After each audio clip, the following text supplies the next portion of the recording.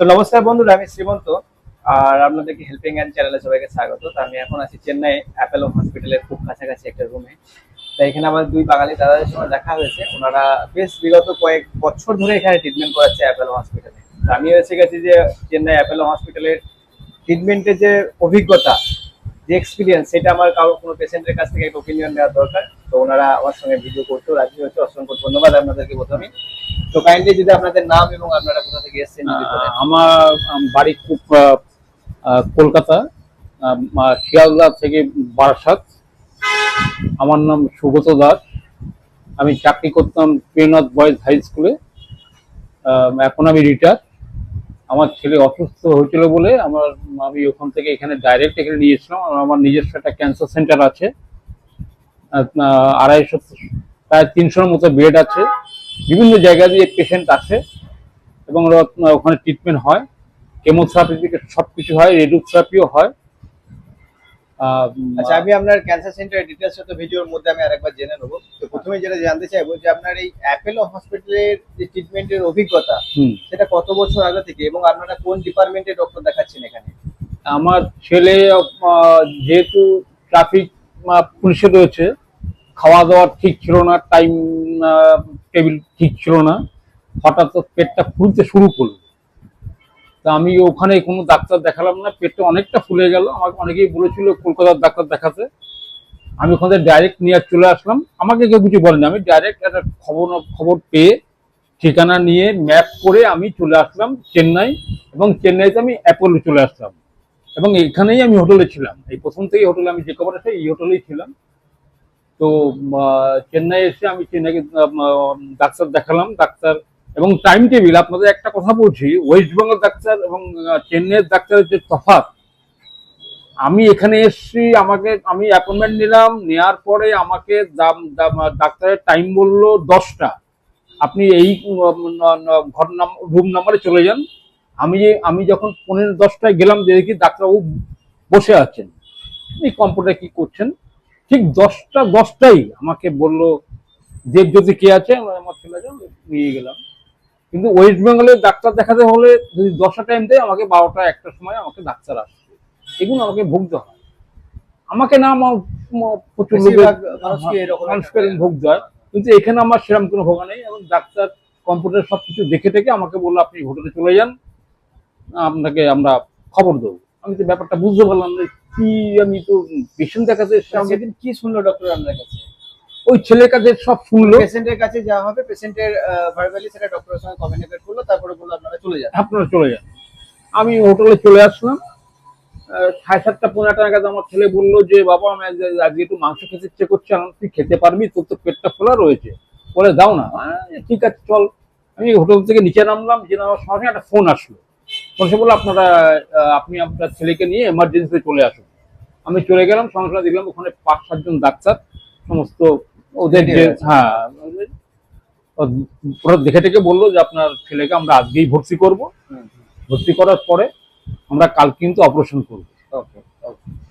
যাই হোক, আমাকে 50,000 টাকা আমাকে জমা দিতে হলো। আচ্ছা, ওই যে ভর্তি করবো এবং অপারেশন করবো, আমি জানতাম না, কোনো টেস্ট হয়নি, কিচ্ছু হয়নি। ডক্টর শুধু দেখে এবং পেশেন্টের কথা শুনে ওরা একটা স্টেটমেন্ট নিয়েছে যে আমরা ভর্তি করতেই হবে। ওরা ভর্তি করলো। ওরা তারপরে রাত্রে কি টেস্ট করেছে না করেছে সেটা আমি জানি না। পরবর্তী সকালবেলা আমি সব জানতে পেরেছি এবং আমাকে বললো আমরা বিকেল 4টার সময় অপারেশন করব। আমি 4টার আগেই ওখানে পৌঁছলাম। দেখলাম ডক্টর আসলো। ডক্টর এসে ওকে, ও উঠতে পারছে না, যে ইয়েতে বসবে গাড়িতে। বলছে তোমাকে উঠতে হবে, তোমার এমন কিছু হয়নি, তুমি ওঠো। ওকে ভরসা দিয়ে ওকে জোর করে ওকে উঠালো। নিজেই উঠলো। ডাক্তার কোনো সময় হাত, মানে গায়ে হাতও দেয়নি। ও নিজে উঠলো, নিয়ে গেল অপারেশন থিয়েটারে। অপারেশন হলো। আমাকে বললো আপনি এখানে বসুন। এবং অপারেশন করার পরে ডাক্তারবাবু এসে আমাকে বলছে দেবজ্যোতির বাবা কে আছে। মানে হিন্দিতে বলছে, আমি আপনাকে বাংলায় বলছি। আমি বললাম আমি আছি। বলে আপনি কি কোনো সোশ্যাল কাজ করেন? আমি বললাম হ্যাঁ আমি করেছি, এখন তো বয়স হয়ে গেছে, এখন আর তো করি না, টুকটাক মানুষের উপকার করতে পারি। বলে আপনি টাইম মতো নিয়ে এসছেন আপনার ছেলেকে। আমার ছেলে ওকে আছে, কোনো চিন্তা নেই, আপনি ওয়েট করুন, আপনার ছেলেকে আমরা ওয়ার্ডে দিয়ে যাবে। ওকে। এখানে এত সুন্দর ডাক্তারদের তখন যে অপারেশনটা করেছিল, কি অপারেশন করেছিল আপনাকে? কোনো প্যানক্রাইটিস প্যানক্রাইটিস অপারেশন? এবং এখানে ডাক্তারদের যা মানে ভালোবাসা, এবং এখানে পয়সা খুবই কম। যেমন আজকে আমি ডাক্তার চেক আপে এসেছিল, চেক আপে আমি ছেলেকে নিয়ে আচ্ছা, এই যে অপারেশনটা করেছিলেন এটা কতদিন আগের কথা? তখন কতটা খরচ হয়েছিল যে প্যানক্রিয়াস সার্জারি কত করেছিলেন? সালে হয়েছিল? 2022 2022 সালে। তখন খরচ কত হয়েছিল আপনার? তখন আমার প্রায় ধরুন ওই 50 পরে আমি ওষুধ কিনেছিলাম। 50 পরে আমার কিছু লাগেনি, আর ওষুধ আমি কিনেছিলাম। ওষুধ আমাকে যা দিলে এখান থেকে নিয়ে গেছিলাম, আর বাদ বাকি এখন ওষুধ চলছে। এই আমার আর যাওয়া আসার যা খরচা। মানে অ্যাপ্রক্স আপনার 1 লক্ষ থেকে 1 লক্ষ হসপিটাল থেকে 1,10,000 হসপিটালে ওষুধপত্র বেড সব সব 1 লক্ষ 10,000 টাকা। এটা 2022 সালের খরচ। হ্যাঁ হ্যাঁ। আর এখন খরচা যে আমি এখানকার একটা জিনিস সবচেয়ে, ডাক্তার ফোন করে খবর নেয়। ও, ডাক্তার ফোন করে খবর নেয় তুমি কেমন আছো, তোমার ওষুধ এই চলছে তো, ঠিক আছে ওষুধটা চেঞ্জ করে দাও। এইটা একটা একটা অন্যরকম ফর্মালিটি এবং একটা অন্যরকম অভিজ্ঞতা যে ডক্টর ফোন করে খবর নেয়। আর আমাদের ব্যাঙ্গালোরের নিমান্স হসপিটালে কি হয়, আপনি বাড়ি চলে যান, ফোন করা হবে, তো ফোন তো আসেই না, দ্বিতীয়বার গেলে আবার ডেট দেয়, 3 ডাক্তার নামটা বলুন। তো এই যে এখানকার একটা নতুন যে একটা ওপিনিয়ন যে ডক্টর বা হসপিটাল কর্তৃপক্ষ ফোন করে পেশেন্টের কাছে খবর নেয় যে কেমন আছেন আপনি এখন, বা হ্যাঁ। মেডিসিন চেঞ্জ করতে হবে কিনা, তো এই সমস্ত গুলো কিন্তু হসপিটালের একটা নতুন অভিজ্ঞতা। আচ্ছা, তো আপনারা এই নিয়ে কতবার এলেন? মানে 2022 এই নিয়ে 10-12 বার তো হলে 10-12 বার আসা হয়ে গেছে। এবং অ্যাপেলোর নিজস্ব অ্যাপস রয়েছে মোবাইলে, তাতে আপনি ভিডিও কনসাল্টও করতে পারেন ডাক্তারের সাথে, এবং doctor personal WhatsApp number, personal number আপনাকে দিতে আপনি তো এই যে প্রত্যেকটা মানুষের মাইন্ডে থাকে যে অ্যাপেলো হসপিটাল মানেই টাকা, তো এখানে আপনারা আজকে গত 4 বছর ধরে ট্রিটমেন্ট করাচ্ছেন, হ্যাঁ। তা আপনাদের কি ওপিনিয়ন যে টাকা পয়সা কি খুব বেশি এখানে? না না না না। কারণ আমাদের কলকাতাতেও তো অনেক খরচ হয়। না না, এখানে যেটা হচ্ছে, আপনি যদি কোনো থেকে আসুন, যে খরচাটা ট্রেন ভাড়া বা ফ্লাইট ভাড়া, এখানে কোনো খরচা নেই। এখানে ডাক্তাররা খুবই ভালো, এবং ব্যবহারটা আজকে আমি যে ডাক্তার ওকে দেখে, ডাক্তার আজকে আমাকে পয়সা নেয়নি, 1 পয়সাও নেয়নি। এবং আমাকে ওই বললো যে আপনার কেন পয়সা দেবেন, কেন আপনি দেখাচ্ছেন তো আমাকে, আপনি তো চেক আপে এসছেন, আপনার পয়সা দিতে হবে না। গ্যাস্ট্রোলজি আপনারা কোন ডক্টরকে দেখাচ্ছেন কাইন্ডলি? নামটা বলো। ডক্টর ইউবিইউ বংশীধর রেড্ডি। ইউ বংশীধর রেড্ডি। তো উনি খুব ভালো ডক্টর, এখন পেশেন্ট আমাদের সঙ্গে বসে আছে, 4 বছর থেকে ট্রিটমেন্ট করাচ্ছেন। তো সবে মিলিয়ে আপনার ওপিনিয়ন এখানকার একদম একদম ওকে, আমি এখানে বিশ্বাস করি। এবং আমি যখন এখানে আসি, কিছু মনে করবেন না, আপনাকে একটা আমার খুব কষ্ট হচ্ছে বলতে, যেহেতু আমার একটা ক্যান্সার সেন্টার আছে, আমাকে একটা মুদিখানার দোকানে, আমি এখানে তো রেস্টুরেন্টে খাওয়া খুব অনেক খরচা, আমি নিজেই রান্না করে খাই হোটেলে। আমি একটা দোকানে গেছি, মুদিখানার দোকানে, আমাকে বলছে আপনি কলকাতা থেকে এসেছেন, ওয়েস্ট বেঙ্গল থেকে? বললাম হ্যাঁ। ওখানে তো ডাক্তার সব খুনি আসামি, পয়সা নেই না। এটা আমাকে শুনতে হয়েছে। যাই হোক, আমার এটা বলা উচিত না, যেহেতু আমি এটাই করি, কিন্তু আমাকে আমি বললাম এই কারণে, আমার খুব কষ্ট হয় ওয়েস্ট বেঙ্গল সম্বন্ধে আমাকে কেউ বলে না, মানে বাইরে, আমার খুব কষ্ট হয়, যেহেতু আমি ওয়েস্ট বেঙ্গলের লোক। না, অ্যাকচুয়ালি হিসাবটা তো সেটাই বলছে, যদি আমাদের ওয়েস্ট বেঙ্গল আজ আমরা ট্রিটমেন্ট ভালো পাই বা পাবো, তাহলে আমরা অত দূর খরচ করে এখানে আসবো কেন? আমি কালকে রাত্রে ভেলুর থেকে এখানে ফিরেছি, ভেলুরের ঠিক 70 থেকে 80% পেশেন্ট বেঙ্গলি।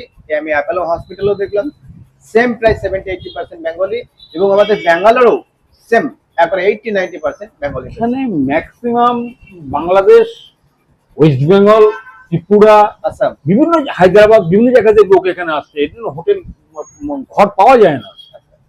তা আমি যেহেতু এই হোটেলে আমি সবসময় আসি, এবং আমি বলে দিলে আমাকে ঘর রেখে দেয়, তা আমি পেয়ে যাই, এবং খুব কম পয়সার মধ্যে। আচ্ছা, তা আমরা এতক্ষণ শুনলাম যে পেশেন্ট অ্যাটেন্ডারের কথা, এবার তো পেশেন্টের মুখ থেকে কিছু ওনার অভিজ্ঞতা শোনার চেষ্টা করবো, কারণ বিগত 4 বছর থেকে ট্রিটমেন্ট করছে, এবং প্যানক্রিয়াস বা প্যানক্রিয়াক্টমি সার্জারি একটা খুব কঠিন প্রসিজার, তো তার মধ্যে থেকে পেরিয়ে আসছে। এখন কেমন আছে ওনার কাছ থেকে জেনে নেওয়ার চেষ্টা করবো। তো প্রথমে দাদা নমস্কার আপনাকে। হ্যাঁ, এখন আপনি কেমন আছেন? আপনি যে বিগত 4 বছর ধরে ট্রিটমেন্ট করাচ্ছেন? এখন খুবই ভালো, কোনো রকম কোনো সমস্যা নেই। আচ্ছা আচ্ছা, তা আপনারা একদম প্রবলেম হওয়ার সাথে সাথে ডাইরেক্ট চেন্নাই অ্যাপেলো চলে একদম প্রবলেম হওয়ার সঙ্গে সঙ্গে ডাইরেক্ট ওইখানে, আমি কলকাতাতে একটা ইউএসজি প্রথমে আমার হয় ওখানে, তারপরে যখন ওটা ধরা পড়ে আমরা একদিনও ওয়েট করিনি, ওই দিনকে আমরা ফ্লাইটের টিকিট করি। ওই সাল, সেই সময় আমরা ওদিনকে ফ্লাইট করে আমরা চেন্নাই অ্যাপেলো, অন্য কোথাও আমরা তো দর্শকদেরকে বলবো উনি 4 বছর থেকে দেখাচ্ছেন এবং এটা চেন্নাই যে অ্যাপেলোর ফাইল সেটা আজকে রিভিউ এর জন্য ডেট ছিল, ওনারা এসেছে। তো সবই মিলিয়ে যে এখানে এখন কেমন আছেন, মানে এখন ট্রিটমেন্টের যে অভিজ্ঞতা অ্যাপেলো হসপিটালে সেটা কেমন আপনার কাছে একটা patient আমার কাছে খুবই ভালো, খুবই অভিজ্ঞতা। এবং এই সবার যেটা ধারণা আমাদের ওখানে যে অ্যাপেলো হসপিটাল মানে খুব ব্যয়বহুল, অ্যাকচুয়ালি সেটা না। যারা এখানে আসবে তারা সেটা বুঝতে পারবে। অ্যাকচুয়ালি মানে ট্রাভেলিংটা একটু কস্টলি হয়ে যায়, থাকা খাওয়ার ব্যাপারটা একদম। মানে এইখানকার সিস্টেমটা হচ্ছে হসপিটালের নিয়ারেস্ট যতটা কাছাকাছি হোটেল হবে, ডিমান্ডটা একটু কস্টলি হবে, একটু দূরে হবে তো তার ইয়েটা একটু কম হবে। বাট হসপিটালাইজ যেসব medicine, doctor, check up, admit totally কম। আচ্ছা আচ্ছা। তো আমাদের সব প্রত্যেকটা মানুষের মধ্যে যে একটা ভ্রম কাজ করে যে চেন্নাই অ্যাপেলো মানে হাই ফাই প্রচুর টাকায়, এরকম কিছু না। ওনারা 4 বছর থেকে দেখাচ্ছেন। আর প্যানক্রিয়াটমি সার্জারি আপনি বাইরে যে কোনো জায়গায় করবেন 1.5 লক্ষ টাকার উপরে খরচা আছে, সেটা এখানে 1,20,000 টাকা ওনাদের সেই সময়ে খরচা আছে। তো অসংখ্য ধন্যবাদ আপনাকেও। আপনি এখন সুস্থ থাকুন, আর আমিও ঈশ্বরের কাছে প্রার্থনা করি আগামী দিনে আপনি অবশ্যই সুস্থ থাকুন। তো আমি তার কাছে জেনে নেওয়ার চেষ্টা করবো যে ওনার যে আপনার ক্যান্সার সেন্টারটা আছে সেই বিষয়ে আমি কিছু জেনে নেওয়ার চেষ্টা করবো। তো যে আপনার এই যে ক্যান্সার সেন্টারটা, এটা আপনারা কতদিন থেকে মানে স্টার্ট হয়েছে বা কতদিন থেকে চালাচ্ছেন বা চলছে, এবং কি কি প্রসিজার হয় এখানে, কি কি ট্রিটমেন্ট হয়, কাইন্ডলি যদি আমার দর্শকদের একটু বলেন। অনেক ট্রিটমেন্ট করতে অনেক মানুষ অনেক বেঙ্গল থেকে আমাদের বাংলাদেশ এবং বিভিন্ন জায়গা থেকে আসেন ব্যাঙ্গালোর। এবং 95 সাল থেকে আমরা এটা সেন্টারটা খুলেছি। এবং তখন আমরা খুব কষ্ট করে আমরা বিভিন্ন জায়গায় আমরা মাইক নিয়ে আমরা প্রচার করে আমরা পয়সা নিয়েছি সবার কাছে। কেউ 10 টাকা দিয়েছে, কেউ 10 পয়সা দিয়েছে, তখন 10 পয়সা রানিং ছিল, দিয়েছি। আমরা সেগুলো নিয়ে আমরা এক জায়গায় এসে, এবং বিভিন্ন তখন বামফ্রন্ট ছিল, আমাদের বামফ্রন্ট ছিল, বামফ্রন্ট থেকে আমরা উপকার পেয়েছি। এবং সুনীল দত্ত যে সিনেমার বড় আর্টিস্ট, সুনীল দত্ত আমাদের উপকার করেছে। এইভাবে আমরা সেটাটাকে তৈরি করেছি, এবং এখানে আমাদের পাড়ার লোক এবং বিভিন্ন জায়গার লোক আমাদের উপকার করেছে। তারা বিভিন্ন এই দিক থেকে আমাদের সাহায্য করেছে। আমরা সেইভাবে আপনার এখন বর্তমান সেন্টারটা ঠিক কোন জায়গায় আছে এবং সেন্টারের নামটা কি কাইন্ডলি একটু বলুন। এবার আমি বলছি, আপনি যদি শিয়ালদা দিয়ে যান তাহলে আপনাকে নামতে হবে বারাসাত নেবে। যে কাউকে বললে আমি ক্যান্সার সেন্টার যাব, যে কোনো রিক্সা বা যে কোনো ইয়েতে নিয়ে যাবে আপনাকে। আর বাংলাদেশ থেকে এসে ওরা বারাসাত নামে বা বিভিন্ন জায়গায় নামার পরে ওখান থেকে ওরা ঠিকানা পেয়ে যায়। ক্যান্সার সেন্টার টোটাল কত বেড আছে? হ্যাঁ, কত বেড আছে ওখানে? আর এখানে ধরুন আপনার এই মুহূর্তে আমাদের কাছে বেড আছে প্রায় 150 মতো বেড আছে।